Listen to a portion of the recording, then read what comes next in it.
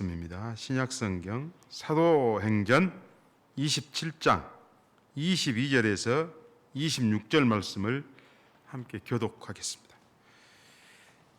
사도행전 27장 22절로 26절까지 말씀입니다. 제가 먼저 봅니다. 내가 너희를 권하노니 이제는 안심하라. 너희 중 아무도 생명에는 아무런 손상이 없겠고 오직 배뿐이니라.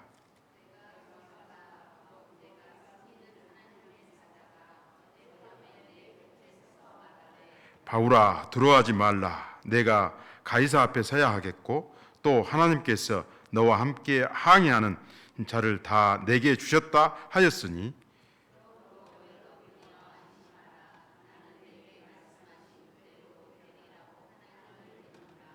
같이 하겠습니다. 그런즉 우리가 반드시 한 섬에 걸리리라 하더라. 아멘. 이 시간 평안한 인생의 항해라는 제목으로 말씀 전해주겠습니다.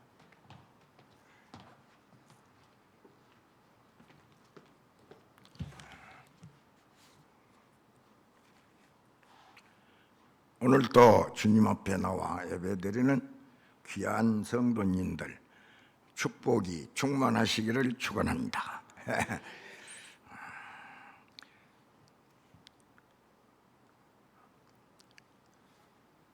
바울 사도는 그 동족들에게 시기를 받아가지고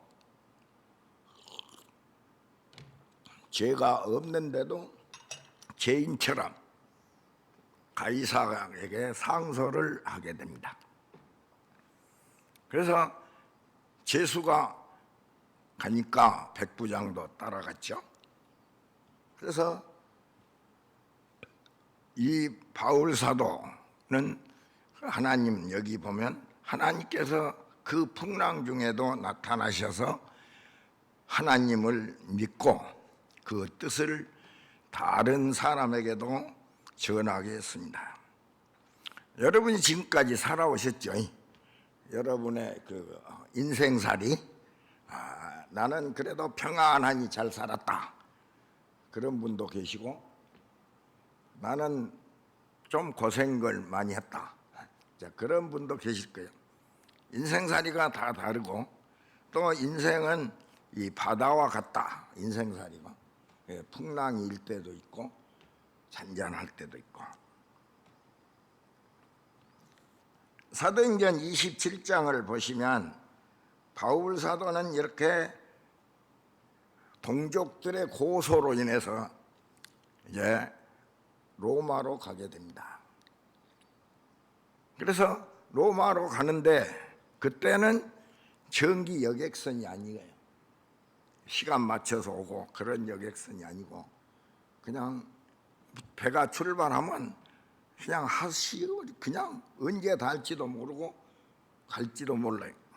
그러니까 이 배를 타고 이제 바울 사도는 미항이라는 항구에 도착했습니다. 그런데 미항은 조그만 항구이기 때문에 거기서 겨울을 지내야 되는데, 여기서 이제 과동하기가 그렇죠. 겨울을 지내야 되는데 너무 좁아요. 쉬려면은 여행하는 사람이니까 먹고 마시고 놀기도 해야 되는데 너무 적은 도시이기 때문에 베닉스에 가서 우리가 과동한 것이 좋다.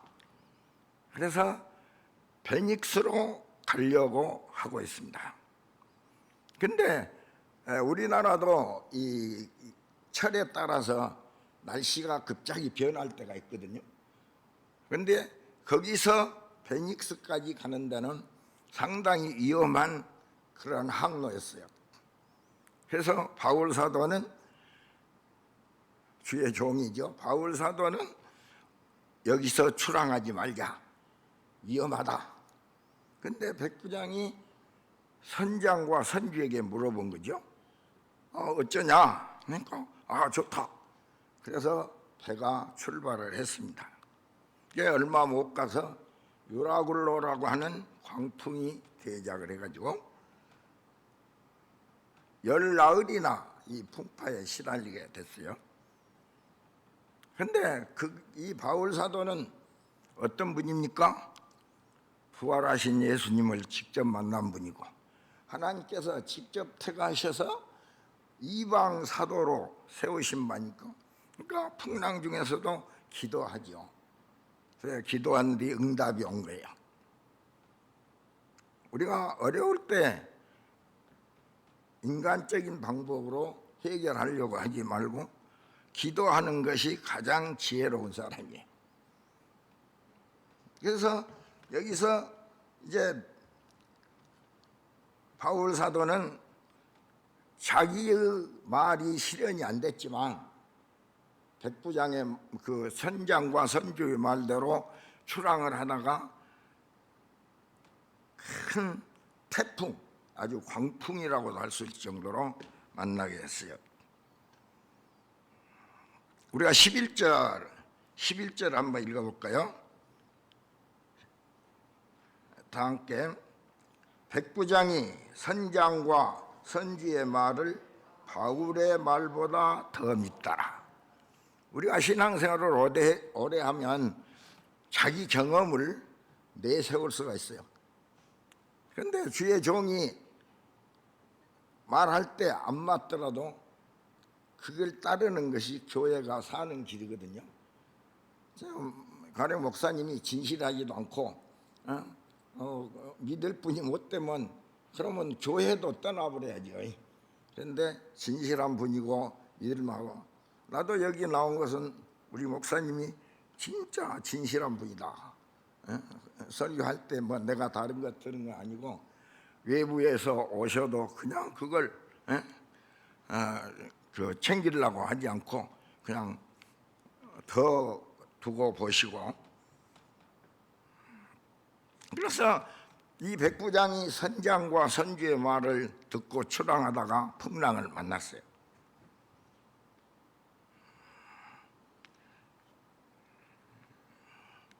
그 배 안에는 276명이나 탔거든요. 그래서 276명이 바람이 심하게 부니까 그 배에 있는 기구를 버리고, 그래도 안 되니까 이제는 고물에 여기 성경 보면 그래서 배가 깨질 정도가 된 거죠. 그래서 바울 사도가 여기 아까 25절에 나는 하나님을 믿노라. 여러분, 어떤 경우에도 하나님을 믿으시기 바랍니다. 하나님을 믿는 믿음을 버리면 다 실패하는 거예요. 우리는 세상에 살다가 세상을 떠나서 온 사람들이거든요. 옛날에 예수 믿기 전에는 세상에 속해 있었는데 이제 우리는 세상을 떠난 사람이에요. 그러니까 우리는 이 세상 사람과 어울려도 안 되고, 그렇게 죄 짓는 편에 안 믿는 사람과 교제를 안 그런 말은 아니고, 사귀어더라도 죄악에 들어가서는 안 된다. 왜냐하면 우리는 죄 짓지 않기 위해서 나온 사람들이거든요. 그 삶을 우리는 하지 않는 거예요. 배에 있는 사람들은 살았어도 죽은 것과 거의 비슷했습니다. 왜냐하면 이제 배가 깨지게 생겼는데, 지금 같으면 우리 세월호 했을 때도 구제한다 해도 많이 죽어버렸잖아요. 그거는 구제하는 사람도 하나도 없어요.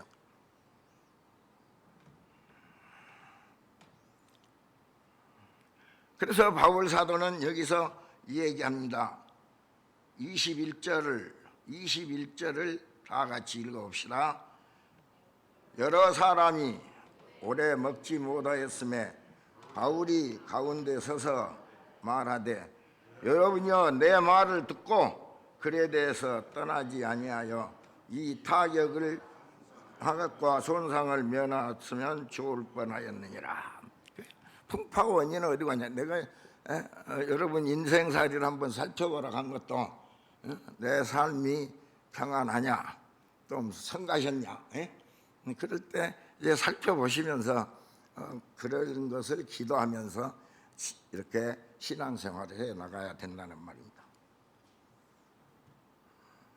그래서 이처럼 풍파가 일어난 원인은 주의 종 바울 사도의 말을 듣지 않고 선장과 선주의 인간적인 생각으로 경험으로 이렇게 항해하다가 큰 풍랑을 만난 것으로 여기 나와 있습니다.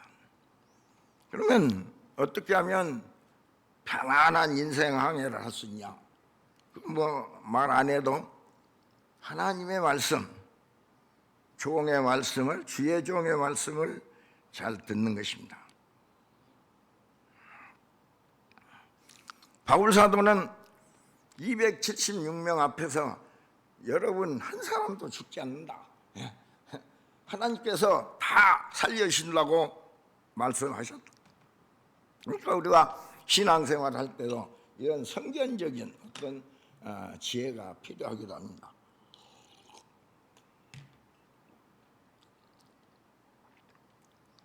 그래서 한 사람도 죽지 않고 살 것이니까 먹어라. 그래서 뭐 거기서 음식을 만들어 가지고 다 먹도록 했어요. 그 배 멀미 속에서 잘 먹어지겠습니까? 그래도 산다고 하니까 희망을 가지고 그 사람들은 다 먹게 된 거죠.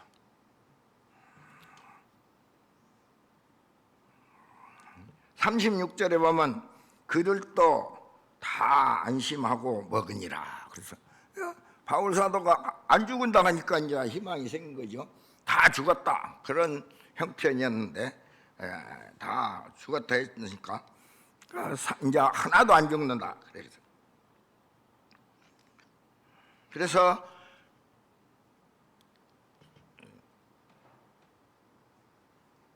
28장 14절에 보면 무사히 그 섬에 도착을 했어요. 그 섬이 어디죠?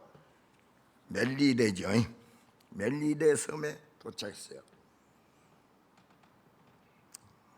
멜리데 섬이 지금 한 나라가 되어 있거든요. 멜리데 섬이 한 나라요. 기독교 국가예요.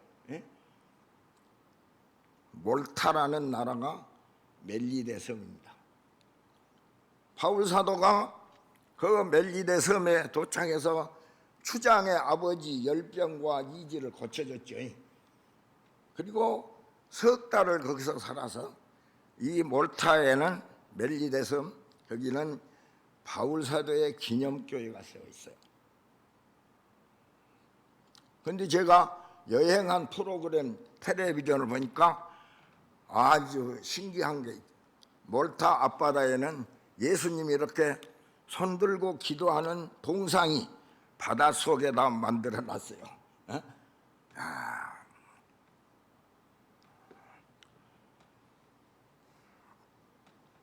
사랑하신 성도 여러분, 남은 인생길이 평안을 원하시면 아멘 합시다.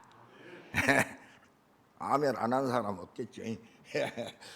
평안을 원하면 아멘. 그럼 평안을 원하면 어떻게 돼요? 바울의 말을 들어야 된다. 바울도 주님의 종이죠. 진짜 종이죠. 그건 아닙니다. 이 세상에서는 그렇지 못한 분도 있지만 그래도 우리 박 목사님도 주의 종으로 뭐 그렇게 부족한 건 없는 것 같아요. 그러니까 우리가 평안한 인생길을 가려고 하면 주의 종의 말을 들어야 돼요. 어쩔 때 보면 우리 장로님들도 그럴 수 있지만 내 생각하고 다를 수가 있죠. 그럴 때도 잘 생각하셔서 내 생각을 접고 그렇게 신앙생활을 하시면 형통하게 됩니다. 우리의 앞날이 인생의 생사화복을 누가 주장하십니까? 하나님이 주장하시잖아요. 우리가 신앙생활 하면서 어려움이 있고 고난이 온다고 하더라도 참고 그거 달라고 우리가 믿는 거거든요. 인내심으로 세상 사람 날 부러워 아니하여도 나도 세상 사람 부럽지 않네. 그러죠? 복음성 가면 형제 자매여 행복을 찾거든 누구를 만나보세요? 예수님을 만나보세요. 제가 그런 복음성가를 들어보면서 저런 복음성가를 쓴 분은 얼마나 믿음이 좋냐. 형제 자매여 행복을 찾거든 예수님을 만나보세요.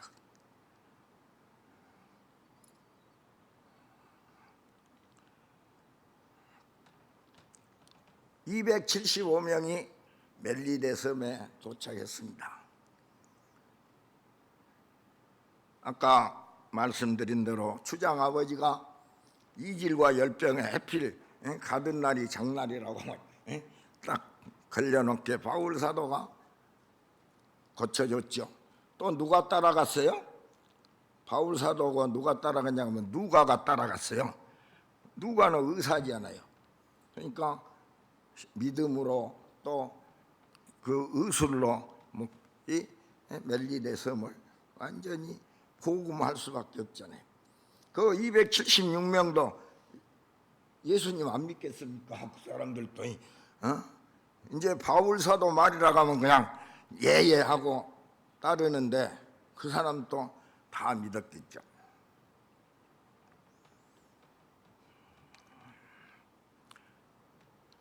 바울 사도는 이제 거기서 배가 정기 여객선이 아니었잖아요. 배가 와서 거기서 배를 타고 로마에 무사히 도착했습니다. 그래서 평안한 인생 항해가 됐어요. 바울 사도는 하나님의 뜻을 따라서 하나님의 명령을 따라서 행동했기 때문에 그는 로마에 가서도 그 로마의 법의 죄가 아니에요. 바울 사도는 유대인들이 고발해서 했지 로마 법에는 하나도 죄가 아닙니다. 그래서 그 백부장 그 총독이 고발만 안 했으면 내가 다 풀어주려고 했는데 가이사에 고발해서 할 수 없다 그랬어요. 사랑하는 성도 여러분, 우리는 많은 사람 중에서 하나님의 택함받은 사람입니다. 이 택함받는 것이 그냥 우리가 믿음이 떨어지면 이것도 별로 중요하게 생각은 하지만 믿음이 강해지고 살아날 때는 내가 하나님을 아버지라고 부르잖아요. 하나님을 성령이 없는 사람은 아버지라고 안 부르잖아요. 그러니까 우리는 진짜 택한 백성이고 하나님의 축복된 사람이라는 것을 기억하시면서 남은 인생길이 평안한 인생길이 되시기를 주님의 이름으로 축원합니다. 그러려면 바울 사도의 말을 듣는 것처럼 주님의 종이라고 하면 어떤 목사님을 한 것보다 주님의 종이라고 하면 그 말씀은 내가 마음에 안 맞더라도 그분이 하신 말씀을 내 생각을 죽이고 나아갈 때 우리의 신앙생활도 잘 되고 또 우리의 인생생활도 형통할 줄로 믿습니다. 기도하겠습니다. 하나님 아버지 진심으로 감사합니다. 저희들을 사랑하셔서 하나님의 자녀 삼아주시고 또 귀한 직분도 주셔서 주님의 일할 수 있게 하심을 감사합니다. 하나님께서 오늘도 귀한 우리 모든 장로님 또 권사님, 집사님들 모든 성도님들 주님께서 성령의 능력으로 역사하셔서 충만한 믿음으로 남은 생애가 형통하게 하여 주시옵소서. 특별히 목사님 돌아오시는 시간까지도 형통하게 하시고 강건하게 하옵소서. 예수님 이름으로 기도드리옵나이다. 아멘.